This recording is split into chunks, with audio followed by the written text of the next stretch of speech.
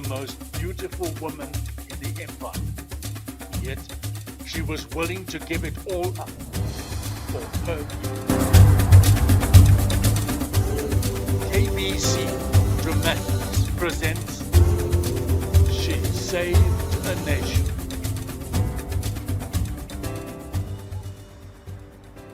From the time she was born, Esther was beautiful. And when she reached the age of 18, she was the most sought-after girl in Palestine. But God had other plans for this lovely Israeli lass. Almost 60 years before Esther was born, the Babylonians, under the very powerful and charismatic Nebuchadnezzar, raided and conquered Israel, as well as almost every other country in the Middle East, and turned many into slaves.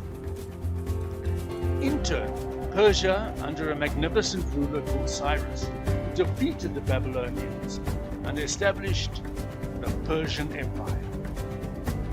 This is where our little story comes in.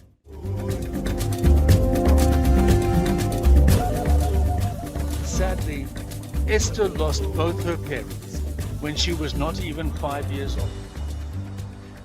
All she could remember was how her mother used to brush her hair every night and tell her stories, wonderful stories, about Abraham, Isaac, Moses, and David.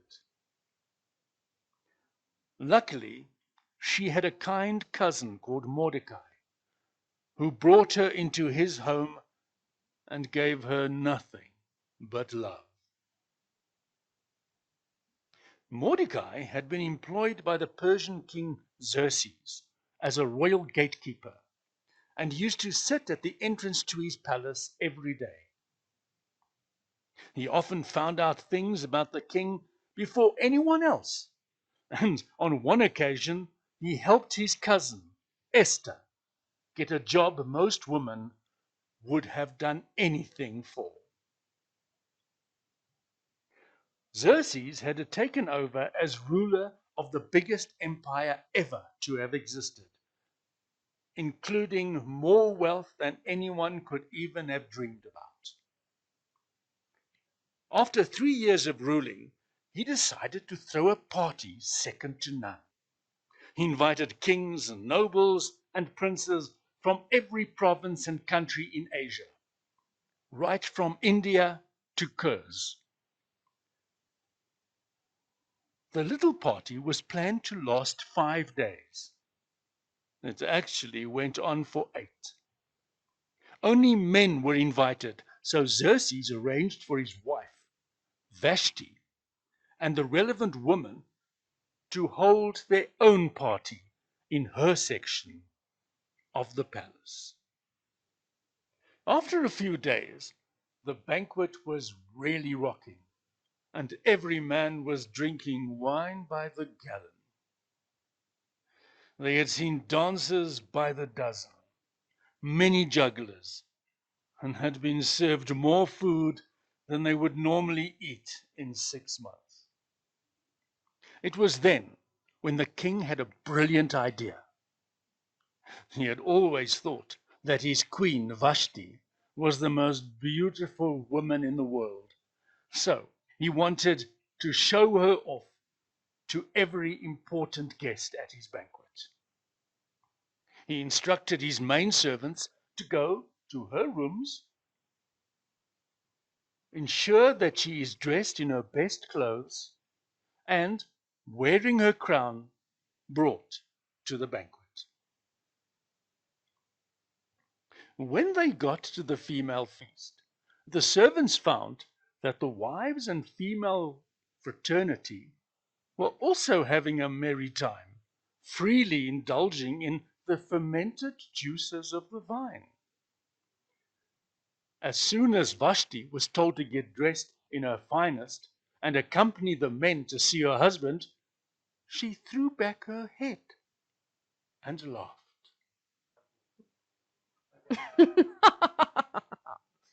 No way am I leaving this wonderful banquet with my friends to be summoned by my husband and paraded up and down like a prize bull in front of 100 drunk men. And that was that. She refused to budge, so the very unhappy servants trooped back to the king. When Xerxes heard that his wife had declined his request to come, he was livid and made up his mind that the time of Vashti as his queen was over.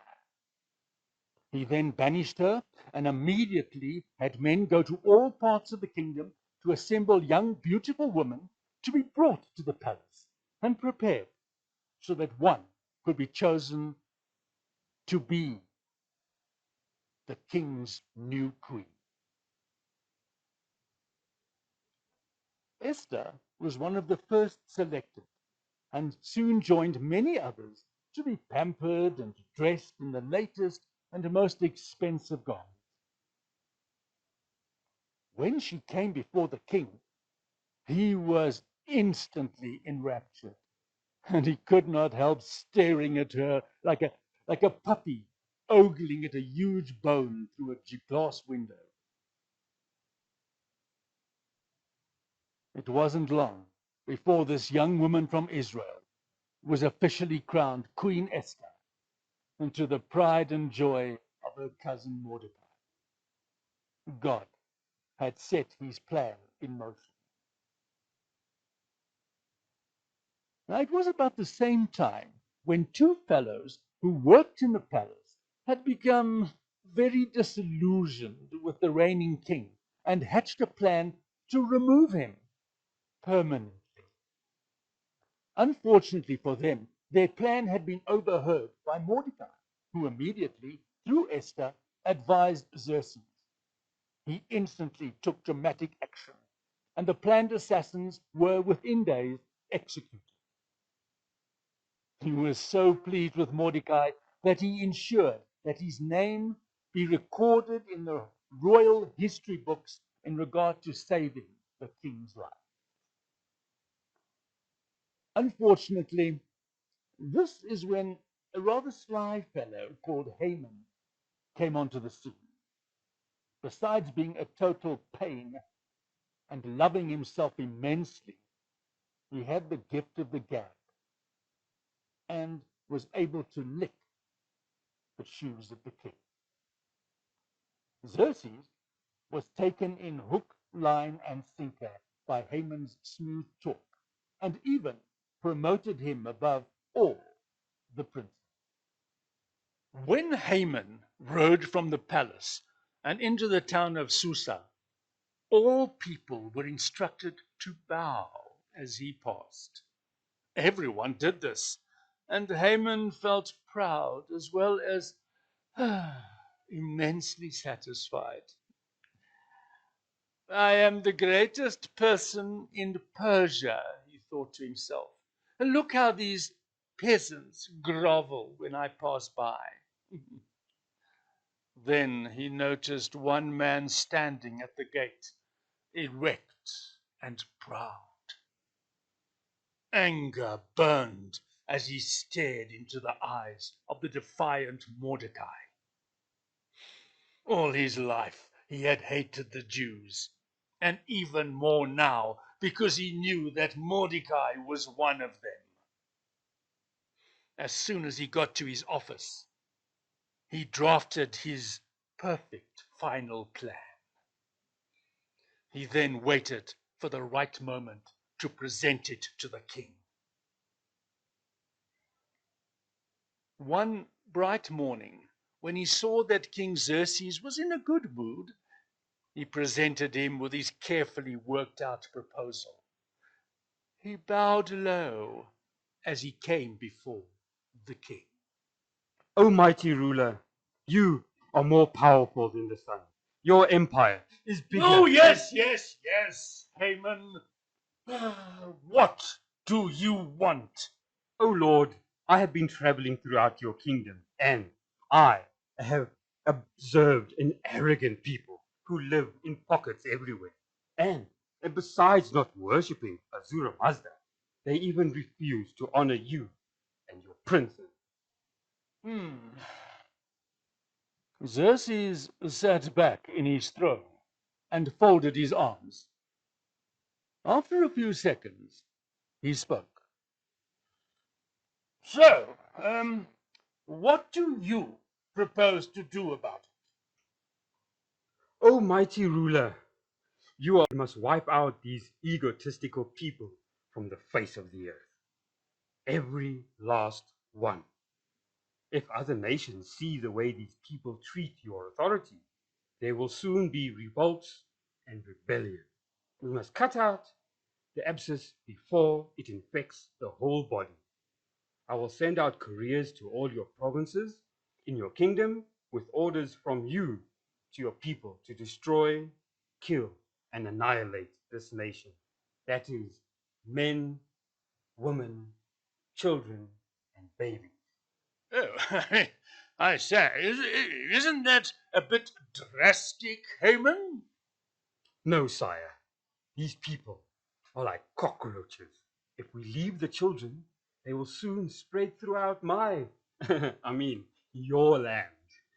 We must do away with every last one of them. And don't worry about any details. I'll handle everything, Your Majesty. Regarding the timetable, I also suggest that they will be wiped out in the 13th month of Adar. This will give us 6 months to get everything in order. Well done, Haman. I see you have everything in hand. Yeah, with my blessing is my ring, so that you can seal all the orders. Come now, let us have a glass of wine to celebrate your wonderful proposal. Haman's smile was almost as big as his pushed-out chest. It was now time to rid the Persian Empire of his pet hate, the Jews, and in particular Mordecai, whom he hated with every cell in his body. A few days later, Mordecai heard for the first time about this horrendous plan that would wipe out his people. He immediately took off his normal elegant clothes and donned old garments that were nothing more than rags. He also covered himself with ashes. It wasn't long before he became the talking point of the palace. As soon as Esther heard about her cousin and how he was dressed, she, carrying clean, decent clothes, went to see him at the gate. You can't wear sackcloth and ashes sitting at the king's gate. If King Xerxes sees you, there'll be trouble, big trouble. Mordecai shrugged his shoulders. Who cares? In fact, we are all going to be dead in a few months anyway. Esther was shocked. What do you mean, dead in a few months? For the first time since he had known her, he saw her beautiful brow wrinkle into an unfamiliar frown. This frown became more prevalent as Mordecai explained Haman's atrocious plans. And even worse, it was with the approval of her husband Xerxes. He concluded by saying that she was the only way that the Jewish nation could be saved.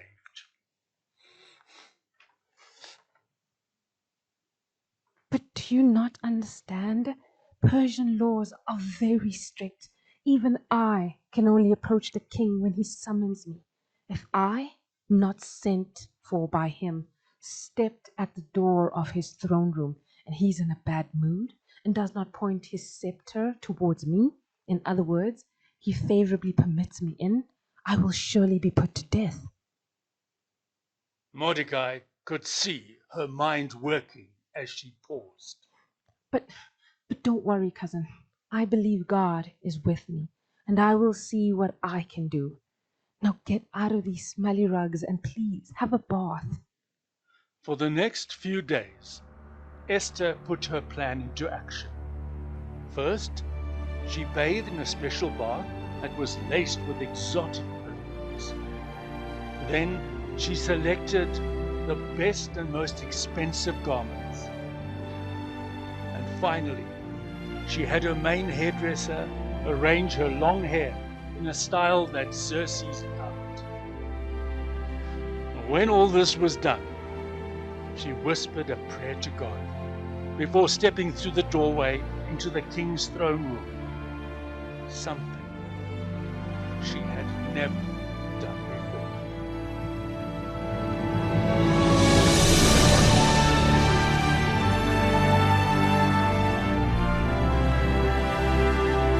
To be continued.